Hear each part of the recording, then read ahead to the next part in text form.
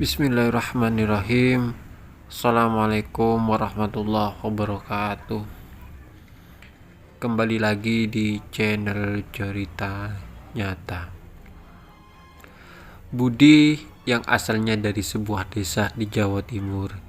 Jadi di sini Budi minta supaya semua nama disamarkan, termasuk juga nama desanya. Karena sampai hari ini keluarga yang diceritakan Budi cerita ini masih tinggal di desa tersebut. Jadi cerita ini terjadi di sekitaran tahun 2009, di mana waktu itu Budi masih tinggal di desa tersebut. Jadi memang dari kecil Budi ini dilahirkan di sana, dan sampai dia besar dia masih tinggal di sana.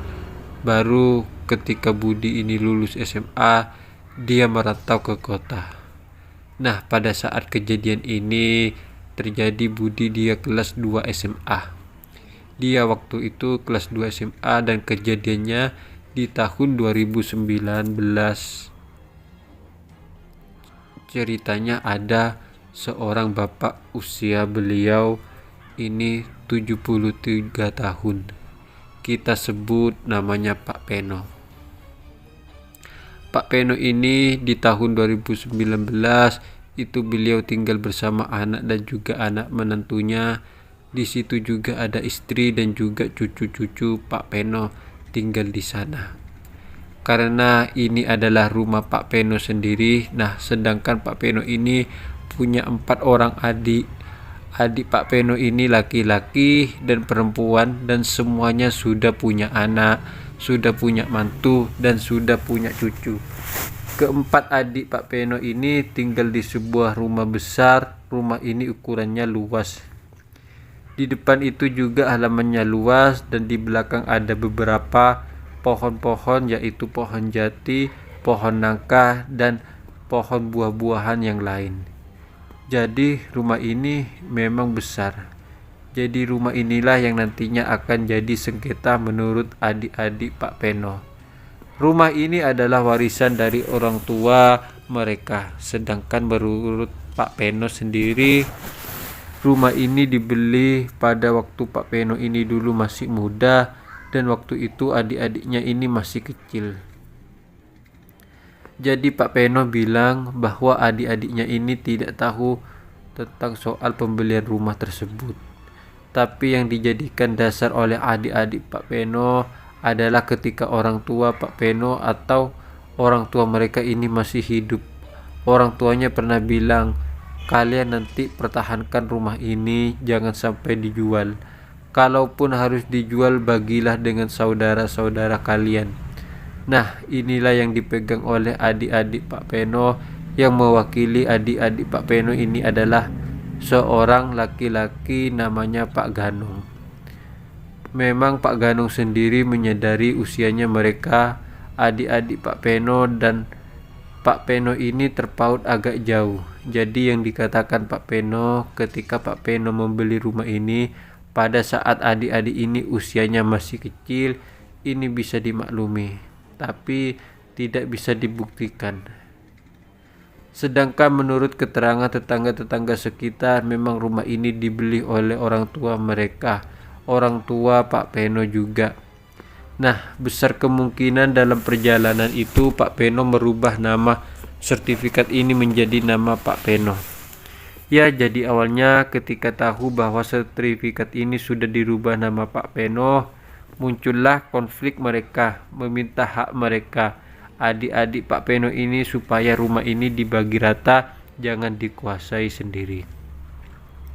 Tapi Pak Peno cuma bilang bahwa dia ini cuma mengganti nama, dan kalaupun beliau menjual, beliau akan bagikan dengan adik-adiknya ini, yang pernah dikatakan oleh Pak Peno.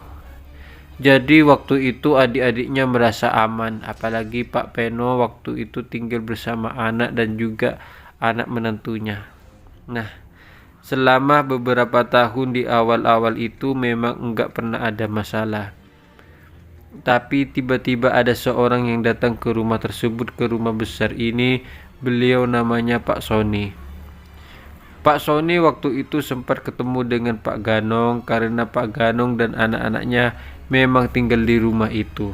Jadi di sini Pak Sony ini bilang bahwa dia ini berniat untuk membeli rumah tersebut dan Pak Peno sudah buka harga. Nah, di situ dijelaskan oleh Pak Ganong, Pak kakak saya itu Pak Peno, itu beliau itu nggak punya hak untuk menjual rumah ini. Dan saya dan juga adik-adik ini tidak ada rencana untuk menjual rumah ini. Karena rumah ini warisan kami. Ingat betul pesan dari Bapak supaya rumah ini tidak dijual. Rumah ini merupakan riwayat. Pak Sony ini sempat bilang lagi bahwa dia sudah ada pembicaraan serius dengan Pak Peno bahwa rumah ini memang mau dijual karena rumahnya sudah atas nama Pak Peno. Nah, muncul lagi sebuah perdebatan di sana sampai pada akhirnya Pak Peno ini didatangkan. Ketika Pak Peno didatangkan di sana, Pak Ganong tanya, "Mas, ini bener Mas, Pak Sony ini mau beli rumah ini. Memang sampean ini mau jual rumah ini. Kan Mas tahu bahwa rumah ini bukan rumah Mas pribadi. Ini haknya adik-adik ada di sini dan Bapak kan dulu pernah bilang kalau rumah ini jangan sampai dijual." Terus akhirnya di sini Pak Peno bilang, "Aku ini nggak mau jual, tapi kalaupun ada yang mau ya kita jual aja. Nanti kita bagi rata." Nah, Pak Ganong bersikuku, "Jangan Mas, kita ini nggak butuh apa-apa. Lagian Mas ini mau jual rumah untuk apa uangnya? Buat apa kalau memang nggak butuh-butuh banget? Tidak usah dijual rumah ini. Rumah ini riwayat kita dari lahir, dari kecil sampai kita dewasa, sampai beranak pinak kita tinggal di rumah ini. Jangan dijual rumah ini, banyak kenangan." Nah, akhirnya setelah pembicaraan ini pun Pak Peno bilang ke Pak Sony, "Ya sudah Pak, mohon maaf kalau gitu rumah ini tidak jadi kami jual." Nah, Pak Sony pun pulang dengan kecewa dan berbulan-bulan setelah itu muncul gosip lagi yang baru bahwa katanya Pak Peno ini sudah mau menjual rumah ini secara diam-diam dan yang menjadi pembelinya adalah Pak Sony yang kapan lalu pernah datang ke sana. Tentu hal ini kemudian menjadi pembicaraan lagi oleh Pak Ganong dan adik-adik Pak Ganong.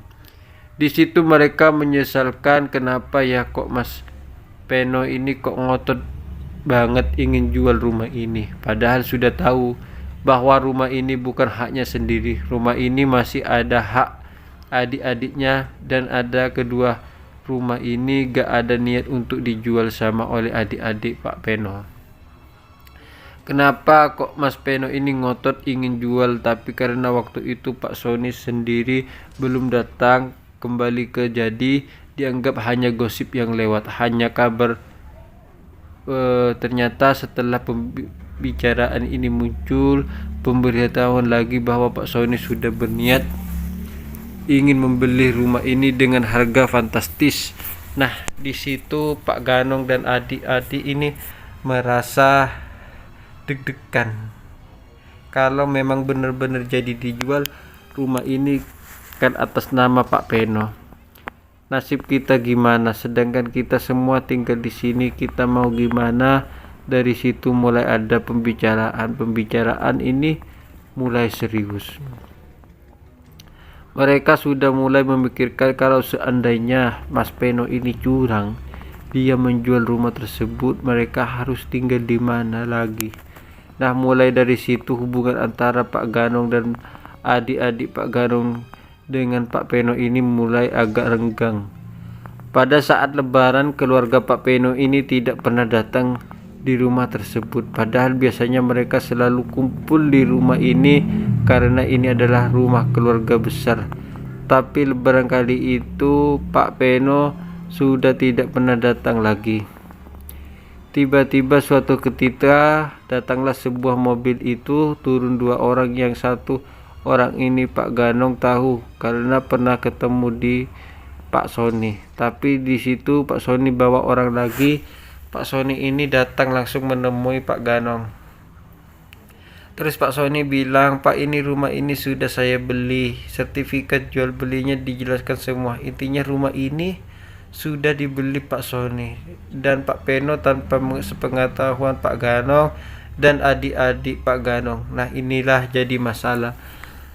Tentu dari situ Pak Ganong gak terima. Loh, gak bisa gini Pak, ini namanya sepihak. Nah, Pak Sony ini ngotot, gimana sepihak, wong ini rumah ini atas nama Pak Peno, kok saya belinya dari Pak Peno, sah secara hukum. Jadi saya minta Pak Ganong sama semuanya yang tinggal di sini untuk segera pindah, karena rumah ini kami mau bongkar dan mau kami jadikan pabrik. Ini sudah resmi milik kami, kata Pak Sony seperti itu. Nah, akhirnya Pak Ganong ini tetap bersikuku sampai kemudian anak dan juga anak mantunya ini keluar semua, karena lihat pembicaraan ini sudah mulai agak serius dan mulai agak panas. Di situ akhirnya tetangga-tetangga juga mulai keluar karena nada mereka ini sudah mulai meninggi. Dan akhirnya tetangga-tetangga ini bilang, sudah gini aja loh Pak Ganong, Mas sampean di itu datangkan aja Mas Peno, biar beliau ini ngomong gimana sih runtutannya ini, gimana kok sampai rumah ini dijual.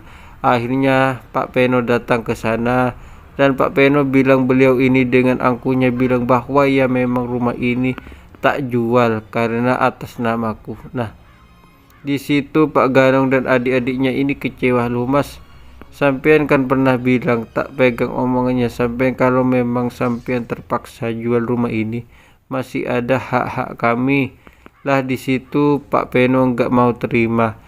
Kamu dulu itu masih kecil, yang beli rumah ini aku, bukan bapak. Lah tentu di situ Pak Ganong dan adik-adiknya semakin kecewa. Loh Pak, jangan gitu Pak, semua tetangga di sini tahu kalau rumah ini yang beli itu bapak, bukan sampean. Sampeanlah yang merubah nama ini dari bapak ke nama sampean.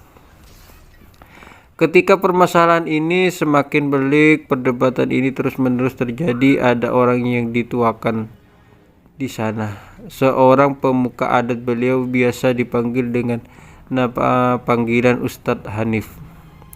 Nah, Ustadz Hanif ini dicoba menengahi. Beliau dapat laporan dari tetangga-tetangga bahwa Pak Ganong dan Pak Peno ini lagi eken-engkelan, lagi rusuh di sana. Nah, Pak Hanif ini, Ustadz Hanif menjelaskan, sudahlah ini kan urusan warisan, jangan sampai kalian ini yang satu darah satu kandung terus menjadi bertengkar seperti ini.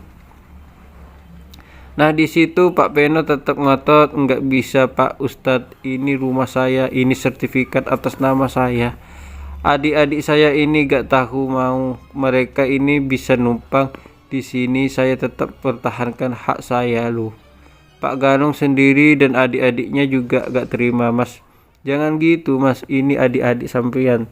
Semua pokoknya perdebatan ini lama sampai berjam-jam dan belum selesai sampai kemudian Ustadz Hanif ini bilang, sudah, ayo Pak Peno ini kan sudah berumur, Pak Peno sudah tua, sudah sama-sama tua, kita semua sudah punya anak, sudah punya mantu, begitu juga dengan Pak Ganong, jenengan ini sudah punya anak, mantu dan cucu, apa enggak malu sama anak cucu? Nah, akhirnya mereka berusaha untuk meredam emosinya mereka masing-masing. Setelah itu mereka pun pulang. Jadi permasalahan ini belum menemukan titik temu. Artinya semenjak dari situ Pak Ganong dan adik-adiknya ini menjadi tahu bahwa rumah ini sudah dijual ke Pak Sony dan itu sah secara hukum. Jadi mereka ini bingung mereka harus bagaimana, dan singkatnya mereka ini menghubungi seorang pengacara. Mereka diskusi soal hal ini dan mereka membawa bukti-bukti bahwa orang-orang atau tetangga-tetangga di sana ini mengetahui yang menjadi saksi bahwa rumah sebenarnya dibeli oleh orang tua Pak Ganong, bukan oleh. Nah, berjalannya waktu memang Pak Peno inilah yang merubah nama dari nama orang tuanya ke Pak Peno. Nah, permasalahan ini terjadi terus-menerus. Jadi mereka membawa permasalahan ini ke pengadilan. Hubungan mereka ini benar-benar hancur. Persaudaraan mereka ini benar-benar hancur dan mereka sama sekali tidak pernah ketemu. Kalaupun mereka bertemu di jalan, mereka ini tidak saling sapa satu sama lain. Padahal mereka ini adalah saudara kandung. Inilah yang diselesaikan oleh tetangga-tetangga yang ada di sana, termasuk Budi. Waktu itu karena rumah Budi dekat sekali dengan rumah keluarga Pak Ganong. Nah, pada akhirnya Pak Sony ini datang lagi. Pak Sony bilang ke Pak Ganong dan semua yang menghuni di rumah ini supaya mereka segera pergi. Karena rumah ini mau dirobohkan dan mau dibangun pabrik, Pak Sony tidak mau menunggu waktu lama lagi, dan Pak Sony nggak mau tahu urusan keluarga mereka. Karena Pak Sony merasa dia membeli secara sah, membeli dari Pak Peno. Nah, dari situ Pak Ganong pun akhirnya ngotot, termasuk anak mantu dari Pak Ganong ini. Semuanya bersaksi semua, dan reaksi mereka ini tentu dengan nada yang tinggi dan hampir-hampir menuju ke arah kekerasan. Sampai pada akhirnya kembali lagi tetangga ini kumpul di sana, dan Pak Peno ini didatangkan untuk beberapa kali. Pak Peno didatangkan. Ketika Pak Peno datang, Pak Peno ini langsung ngotot, "Wis, kamu sama adik-adik ini pergi dari sini. Ini bukan rumahmu. Kamu pergi daripada rumah ini dirobohkan. Kalau kamu di dalam, kamu nanti pasti mati di dalam." Nah, Pak Ganong di situ bereaksi. Pada akhirnya Pak Ganong ini sempat terucap satu hal. Pak Ganong menentang Pak Peno untuk dilakukan sumpah pocong. Siapa yang benar ketika itu? Ketika Pak Ganong berucap, "Wis, kalau memang sampean kayak gini, terus ayo sumpah pocong. Mana yang benar?" Nah, Pak Peno ini menanggapi, "Yo ayo sumpah pocong. Tidak takut aku, tidak takut." Jadi tetangga-tetangga ini pas mengetahui Pak Peno dan Pak Ganong saling adu mulut, apalagi mereka berucap untuk menentang sumpah pocong.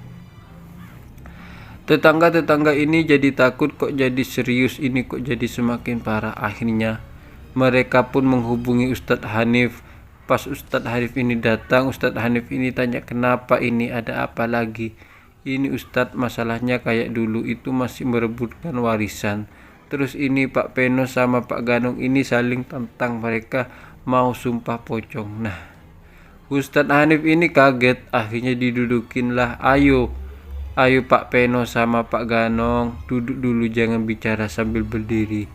Kata Nabi, kalau kalian marah duduklah, tapi ketika kalian duduk masih tetap marah, tidurlah. Jangan seperti ini, tidak menunjukkan bahwa kalian ini seorang muslim.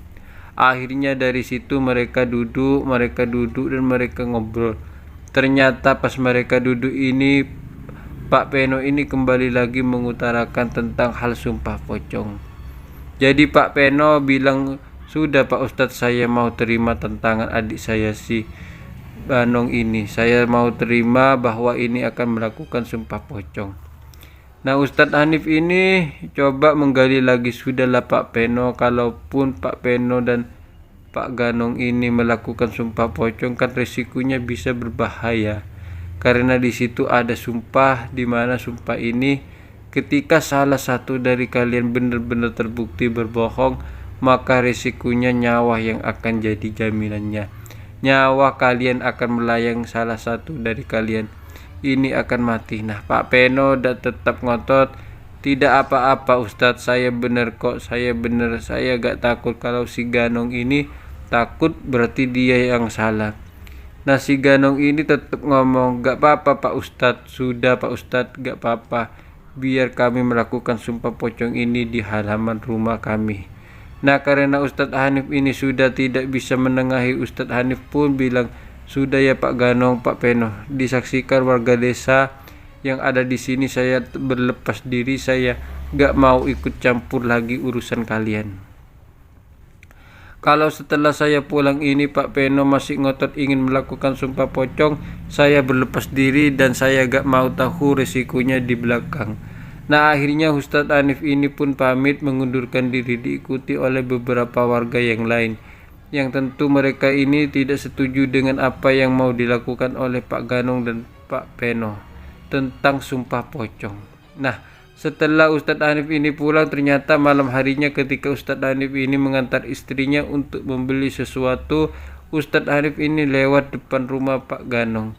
Ternyata di situ Ustadz Hanif ini masih melihat Pak Peno dan Pak Ganong ini masih saling bertengkar, dan itu terjadi sampai malam hari, sampai Ustadz Hanif ini geleng-geleng kepala. Dia bilang ke istrinya, "Walah Bu, orang ini gimana ya, urusan kak gini sampai terus-terusan sampai malam." Akhirnya keesokan harinya Ustadz Hanif dapat informasi dari para tetangga bahwa akan digelar ritual sumpah pocong di depan halaman rumah Pak Ganong. Nah, di situ akhirnya Pak Hanif ini sudah gak mau tahu, karena rumah Pak Hanif Pak Ganong ini letaknya dekat sekali dengan rumah Budi. Budi itu kepingin sekali menyaksikan gimana sebenarnya ritual sumpah pocong. Karena selama dia tinggal di desa itu, dia sama sekali tidak pernah melihat adanya ritual sumpah pocong. Jadi kalau sumpah pocong ini digelar, artinya ini adalah sumpah pocong yang digelar pertama kali di desa tersebut. Nah, Budi pun akhirnya menuju ke sana. Dia melihat ada lembaran-lembaran kain sewek yang ditutupkan di sana. Hal ini sama persis seperti memandikan seorang jenazah dan juga menyolatkan jenazah. Di situ Pak Peno dan juga Pak Ganong ini bajunya dilepas semua tanpa menggunakan selembar kain pun, dan kemudian tubuh mereka dibawa ke tengah-tengah dan dimandikan seperti layaknya seorang jenazah. Di situ Budi sempat melihat anak dan juga anak mantu Pak Ganong, begitupun juga anak-anak mantu dari Pak Poni. Semuanya menangis melihat kejadian ini. Waktu itu mereka ini gak tega sebenarnya. Mereka ini sendiri gak tahu siapa salah, tapi karena mereka dua-duanya ngotot yang mereka lakukan, mereka hanya bisa menangis. Dan setelah pemandian dari masing-masing ini, Pak Peno dan juga Pak Ganong ini dibawa masuk ke rumah. Tubuh mereka itu dibungkus dengan kain kafan persis seperti orang yang mau meninggal, hanya saja di sisa bagian muka. Setelah itu barulah beberapa orang menyolatkan Pak Peno dan juga Pak Ganong. Setelah itu baru mereka disumpah. Di atas mereka ini diletakkan Quran dan disumpahlah mereka. Intinya salah satu dari mereka kalau mereka berbohong, mereka akan menanggung akibatnya. Mereka akan tersiksa menjelang ajalnya, dan sampai pada akhirnya yang bersalah ini akan meninggal. Nah, setelah sumpah ini dilakukan, mereka pun berucap kalimat syahadat dan juga membacakan Al-Fatihah dan beberapa ayat-ayat yang lain. Akhirnya sumpah pocong ini pun selesai, diakhiri dengan makan-makan. Nah, malam pertama tidak ada kejadian apapun, sampai malam kedua, sampai malam ketiga tidak ada kejadian apapun. Tiba-tiba kira-kira hari ketujuh, Budi ingat betul malam itu Budi ini baru pulang dari latihan futsal. Dia naik sepeda motor. Disitulah dia melihat, si Budi melihat ada sosok bayangan hitam yang duduk persis di atas rumah Pak Ganong. Nah, Budi ini saking takutnya dia itu sampai balik, dia nggak berani lagi masuk ke rumahnya karena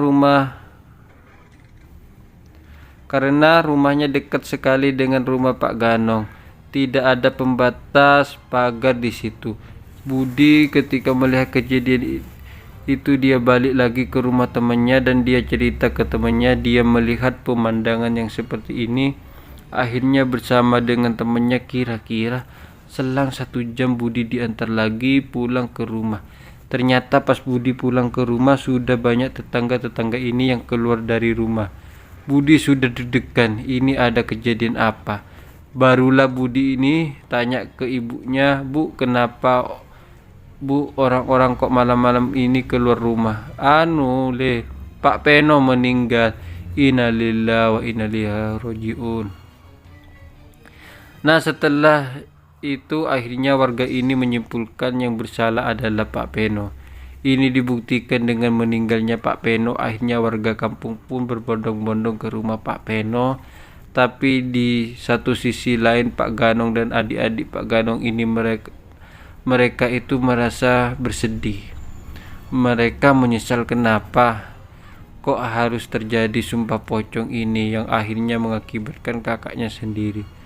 Pak Peno ini meninggal karena bersedih, tapi ini adalah nasi yang sudah menjadi bubur.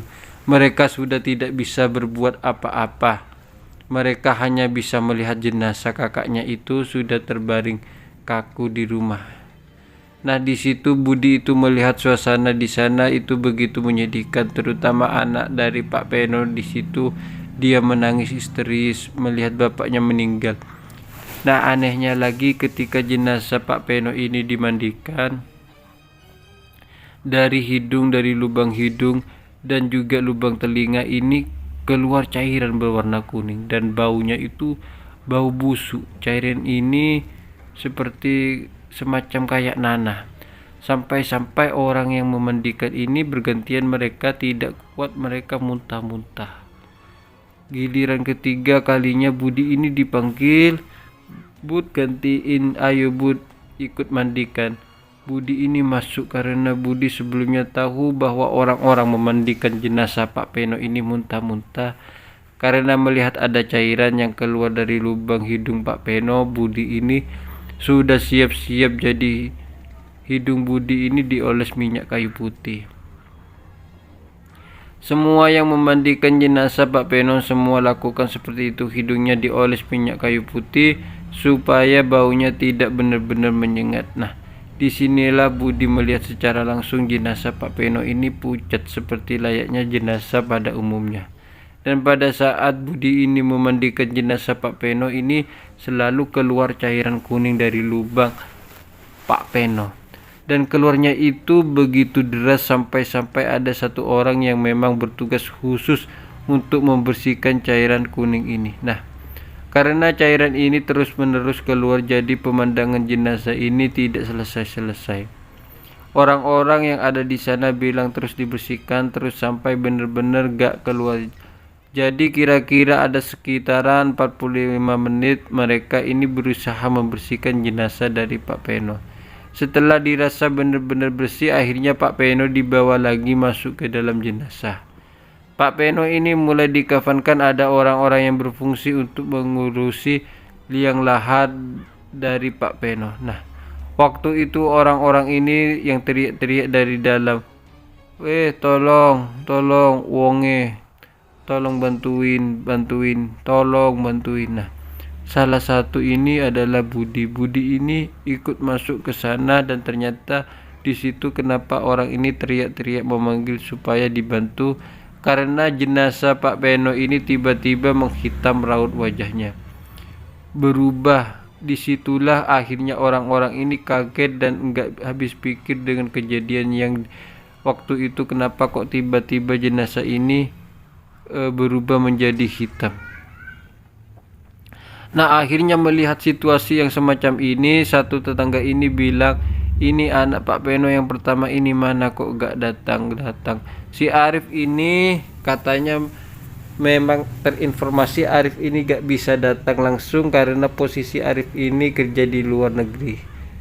Di saat bisa langsung datang hari itu, si tetangga ini nunggu Arif datang karena dia yakin kondisi Pak Peno yang semacam ini karena ada yang ingin disampaikan. Kayaknya jenazah ini memang menunggu anak pertama yang namanya Arif. Tapi karena memang sudah dipastikan oleh pihak keluarga bahwa Arif gak bisa datang malam itu, jadi pada akhirnya jenazah ini pun terpaksa harus segera dimakamkan.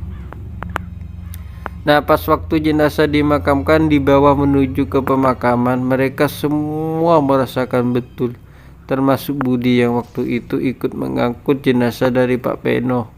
Budi ini merasakan selain dia mencium aroma busuk, Budi ini juga merasa Pak Peno ini berat sampai 5 langkah. Budi ini minta tolong ke temannya. Tolong gantian. Ketika temannya ngangkat jenazah Pak Peno, temannya juga merasa hal yang sama, tidak sampai 5 langkah. Budi ini minta tolong ke temannya, tolong gantian.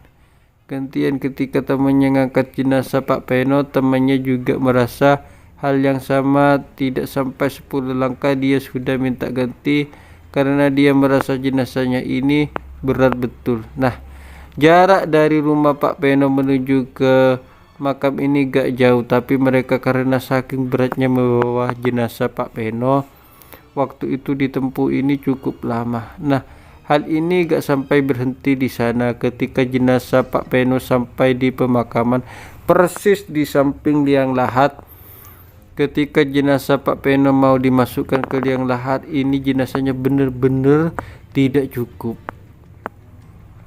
Nah, di situ warga kampung ini bilang, ayo cepetan, selak malam keburu malam ini, ayo liang lahatnya dibesarin lagi. Nah, jenazah Pak Peno diletakkan lagi di samping liang lahat, terus liang lahat ini dicangkul lagi supaya lebih lebar. Setelah dirasa cukup, jenazah Pak Peno dimasukkan lagi dan ternyata jenazahnya ini tidak muat. Jadi semua di sana ini menyaksikan betul kejadian tidak masuk akal ini, termasuk Pak Ganong dan adik-adik Pak Ganong. Mereka semua ini menangis histeris melihat jenazah kakaknya yang gak bisa masuk ke liang lahat. Dan kejadian ini berulang terus sampai sekitar 15 menit. Jadi ketika jenazah Pak Peno dimasukkan ke liang lahat, tidak cukup, liang lahat ini digali lagi lebih luas supaya jenazahnya cukup, dan ketika dimasukkan tidak cukup. Sampai pada akhirnya warga ini sudah benar-benar capek. Mereka bilang sudahlah, ditekuk aja jenazahnya. Kakinya dibiarkan masuk ke dalam. Jadi yang seharusnya jenazah ini masuk ke liang lahat dengan posisi lurus, waktu itu jenazah Pak Peno ini terpaksa lututnya ini supaya bisa masuk ke liang lahat dengan cara seperti itu. Akhirnya jenazah Pak Peno berhasil masuk ke liang lahat. Nah, tidak sampai selesai di sana, tiba-tiba mereka ini yang ada di dalam liang lahat waktu itu sudah berusaha untuk membenarkan jenazah Pak Peno. Mereka yang ada di dalam seperti mendengar ada suara erangan. Jadi mereka ini takut dan mereka minta tolong keluar. Dan begitu mereka keluar dari liang lahat, mereka bilang, koyo ono suara. Kayaknya ada suara di dalam. Suara opo Pak? Jangan nakut-nakutin. Iya, suara orang mengerang. Di situ akhirnya mereka takut, tidak berani turun ke bawah.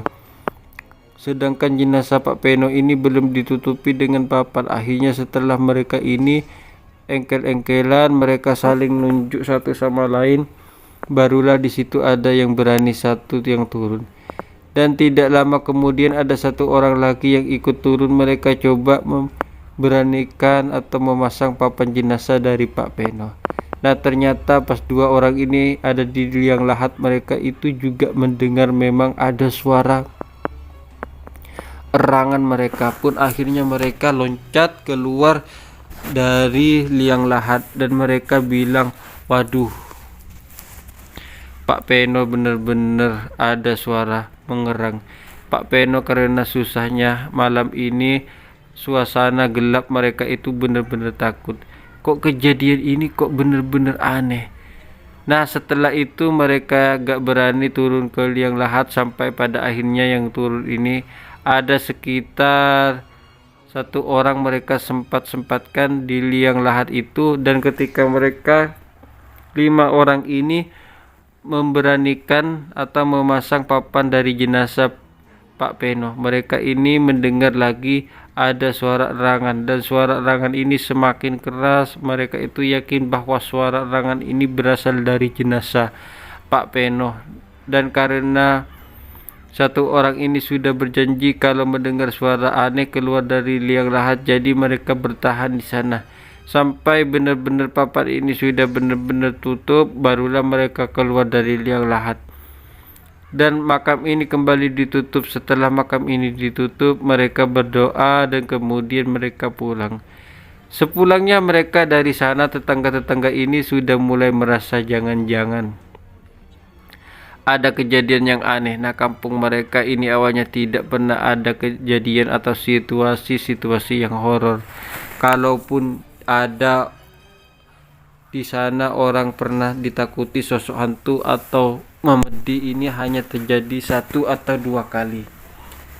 Nah, waktu itu entah kenapa mereka ini yakin kalau dia nggak akan lama lagi pasti ada kejadian horor, karena kematian Pak Peno ini tidak wajar.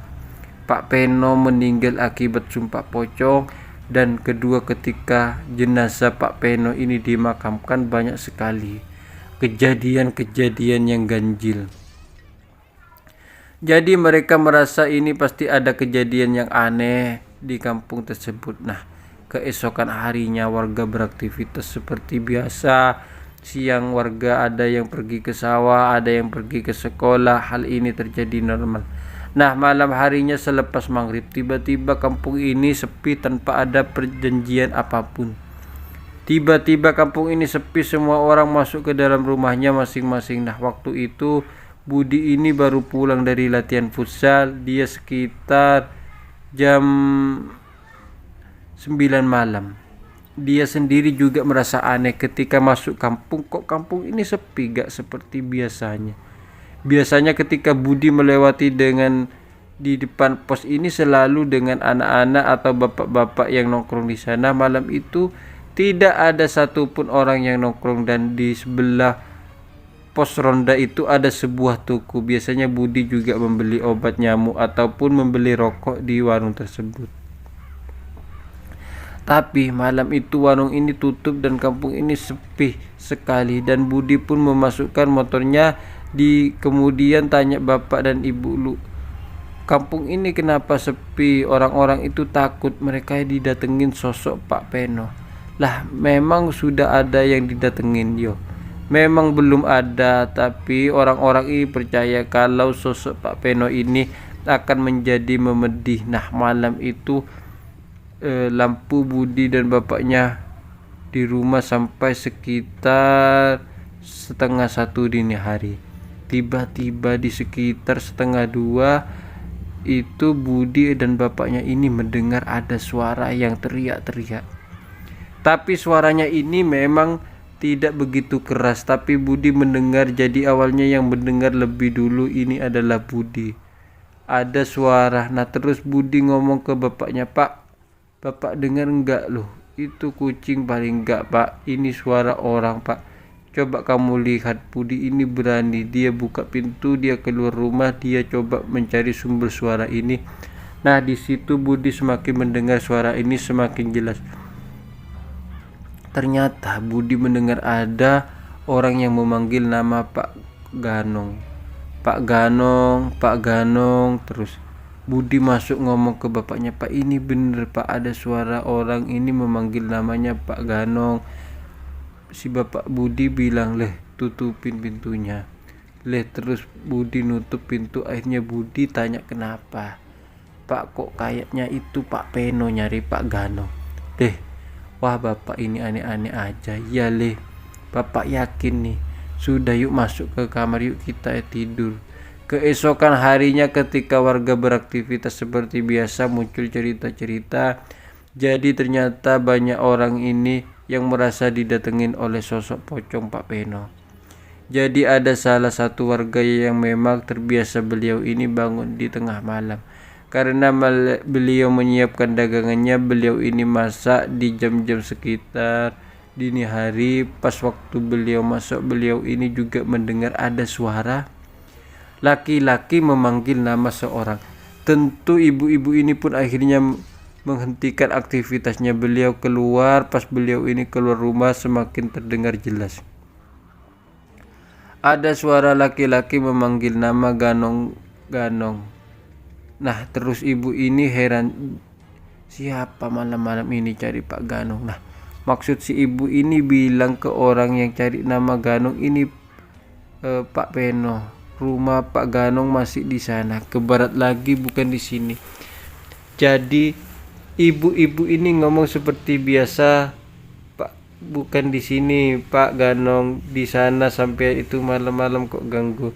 Tetangga dan ibu-ibu ini gak sadar. Awalnya pas begitu beliau mau masuk rumah, si ibu-ibu ini kaget dengan suara laki-laki, suara berat, dan kayak seolah-olah suara ini di belakang beliau. "Pak Peno, aku, Bu." Noleh, dia melihat ada sosok pocong di sana, dan pocong ini enggak terlihat wajahnya karena wajahnya itu menghitam hancur Tapi si ibu-ibu ini mendengar jelas bahwa pocong ini bersuara seperti itu. Akhirnya si ibu-ibu ini pun lari masuk ke dalam. Dia nggak bisa lagi melanjutkan masak karena ternyata beliau ini pingsan. Sampai pada akhirnya cerita ini pun menyebar. Nah, ternyata nggak berhenti sampai di sana. Nah, setelah warga ini mendapat kabar bahwa pocong Pak Peno ini menghantui warga kampung-kampung ini menjadi sepi. Jadi setiap habis maghrib orang-orang nggak berani lagi keluar rumah. Tapi ada beberapa anak-anak muda setiap hari Sabtu malam Minggu mereka ini selalu nongkrong lebih dulu. Biasanya mereka habiskan waktu itu jalanan untuk trek-trekan motor. Setelah itu mereka pulang dalam keadaan mabuk. Dan mereka biasanya nongkrong di pos ronda. Mereka ini sebenarnya sudah tahu ada cerita tentang pocong Pak Peno.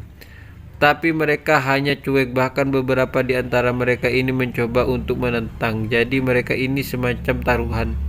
Siapa yang berani tidur di pos ronda sampai pagi hari, dia jadi pemenangnya. Nah, waktu itu mereka taruhkan akhirnya tinggallah 4 orang di pos ronda ini. Mereka semua dalam keadaan mabuk. Nah, awalnya ada satu pemuda itu yang tiba-tiba merasa kayak kakinya ini diseret. Terus dia buka mata karena posisi dia ini masih dalam pengaruh alkohol. Dia melihat samar-samar ada bayangan putih. Awalnya seperti itu, jadi dia pun abaikan, dia tidur lagi. Ternyata tidak sampai di sana, dia ini ditampar. Pas ditampar, plak, dia pun akhirnya kebangun. Dia duduk, dia melihat di situ ada sosok pocong. Wajahnya itu hitam, tercium aroma busuk sekali. Dari sinilah kemudian si anak ini gak bisa bergerak, dia pingsan di tempat itu. Nah, mengetahui hal, teman-teman yang lain sebenarnya sudah tahu tentang pocong ini, jadi mereka ini sudah lari lebih dulu. Jadi yang bertahan di pos ronda ini hanyalah satu orang pemuda yang pingsan. Dia ini mendapat hadiah dari teman-temannya karena teman-temannya merasa dia berhasil melampaui malam itu sampai pagi hari. Dia nggak takut pada hal yang terjadi, dia pingsan sampai pagi-pagi. Akhirnya si anak ini cerita bahwa malam itu didatengin sosok pocong Pak Peno. Baunya busuk sekali dan wajahnya itu hitam sekali. Waktu sekitar 2 minggu, barulah 2 minggu setelah Pak Peno meninggal, Arif dan istrinya datang ke sana. Setelah Arif ini datang, salah satu orang tetangga ini ngomong ke Arif, Mas Arif tahu nggak tentang almarhum Pak Peno? Ini pasti Mas Arif ini nyimpan sesuatu. Mas Arif harus bilang apapun itu, Mas Arif harus bilang, karena orang-orang di sini sudah capek diteror oleh sosok pocong Pak Peno. Nah, awalnya Arif ini cuma diam. Dia lama-lama kemudian dia meneteskan air mata, terus dia ini masuk ke kamar. Jadi keesokan harinya Arif mendatangi satu orang tetangga. Terus Arif cerita, ternyata baru di sini orang-orang ini tahu, termasuk anak-anak Pak Peno. Yang lain baru mengetahui hal ini dari Arif. Arif ini bilang bahwa bapak ini memakai susu. Ada 3 susu yang tersimpan di tubuh bapak. Nah, mungkin susu ini belum diambil, yang membuat Pak Peno akhirnya menghantui warga. Jadi akhirnya mereka sepakat untuk membongkar lagi makam Pak Peno dan mengambil susu tersebut. Jenazah Pak Peno dikeluarkan lagi dan dukun tersebut melakukan ritual. Pada akhirnya susu ini pun bisa dikeluarkan dari tubuh Pak Peno. Ada 3 buah susu yang terbuat dari emas. Susu ini berbentuk seperti jarum. Ketika susu ini dikeluarkan, susu ini pun diserahkan ke Arif. Setelah itu jenazah Pak Peno kembali dimakamkan dan didoakan seperti biasa. Nah, setelah jenazah Pak Peno ini kembali dimakamkan, keesokan harinya ternyata memang warga ini masih ada yang didatengin sosok Pak Peno.